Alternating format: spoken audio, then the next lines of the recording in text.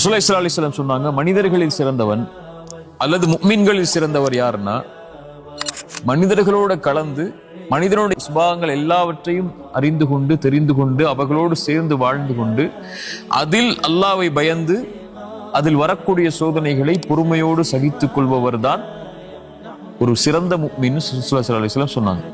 எனக்கு எதுவுமே அவதூறு வரக்கூடாது, என்ன மக்கள் யாருமே தப்பா பேசக்கூடாது, மக்கள் என்கிட்ட எல்லாருமே நல்லதா மட்டும் தான் நடக்கணும், நல்ல விஷயங்கள் மட்டும் தான் என் காதுல விழணும், நான் யாரோடையுமே கலக்க மாட்டேன், அதனால எதுவுமே எனக்கு தேவையில்லைன்னு சொல்லி ஓரத்துல ஒதுங்கி உட்கார்றதை விட மனிதன் இயல்பான மனிதனுடைய சுபாவங்கள் கோடி கொடூரமான சுபாவங்கள் இருக்கும்.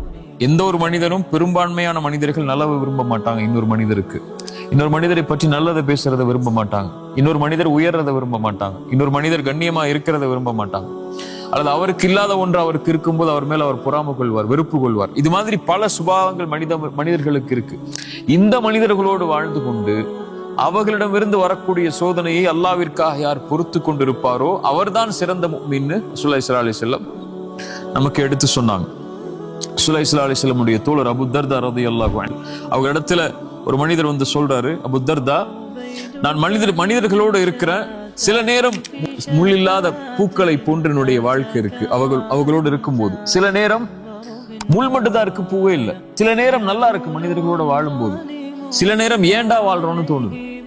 மேலும் சொன்னாங்க, அவர்களிடத்தில் நல்ல முறையில் நடந்து கொண்டால் நல்லா நடந்துக்கிறாங்க, நடக்கலன்னு சொன்னா அவ்வளவுதான் நீ இல்லாமே ஆகிறன்னு கூட நினைக்கிறாங்க. நல்லா நடந்தா நடப்பேன், நல்லா நடக்கலையா அவ்வளவுதான், இருக்கக்கூடாது அப்படிங்கிற சுபாவங்களை கூட மனிதர்களிடத்துல நான் பார்க்கிறேன். அபூ தர்தா சொன்னாங்க, அவர்களிடத்தில் உன்னுடைய மானத்தை கடன் கொடுத்து விடு, அது உனக்கு வறுமையின் நாளில் உதவி செய்யும். நான் அதாவது உன்னுடைய மானத்தை அவர்களிடத்துல கொடுத்துரு, அவங்க பேசட்டும், உன்னை பத்தி என்ன வேணாலும் அவங்க பேசட்டும், உன்னை பத்தி என்ன வேணாலும் அவங்க சொல்லட்டும், அதை விட்டுரு. ஆனால் வறுமைன்னு ஒரு நாள் வரும், அந்த நாள்ல உனக்கு அது உதவி செய்யும். ரசூலுல்லாஹி ஸல்லல்லாஹு அலைஹி வஸல்லம் ஹதீஸ் அடிப்படையில் அவங்க சொன்னாங்க. இதே அபூ தர்தா தான் இன்னொன்னு சொன்னாங்க, மானம் என்பது அல்லாஹ்வுக்கு சம்பந்தப்பட்டது. ஒருவனை கண்ணியப்படுத்துறது யார்? நம்முடைய நம்பிக்கைப்படி அல்லாஹ். ஒருவனை இழிவுபடுத்துறது யார்? அல்லாஹ். அல்லாஹ்விடத்தில் ஒப்படைச்சது. உன்னை குறித்து ஒரு மனிதன் தவறாக பேசும்போதோ, உன்னை குறித்து ஒரு மனிதன் தீயதாக பேசும்போதோ, அல்லது உன்னோடு ஒரு மனிதன் சண்டை போடும் போதோ அல்லாஹ்விடத்தில் அதை ஒப்படைச்சிரு. ஒருவேளை அதில் உண்மை இருந்தால் அவர் பேசுவதில் அல்லாஹ்விடத்தில் நீ தௌபா செய்து கொள். தௌபா செய்து கொண்டு நீ பாவ மன்னிப்பு கேட்டதற்கு பிறகும் உன்னை பற்றி மனிதர்கள் தவறாக பேசினால் அது அல்லாஹ்விடம் இருந்து வரக்கூடிய சோதனை, அதில் பொறுமையாக இருந்தான். சுப்ஹானல்லாஹ்.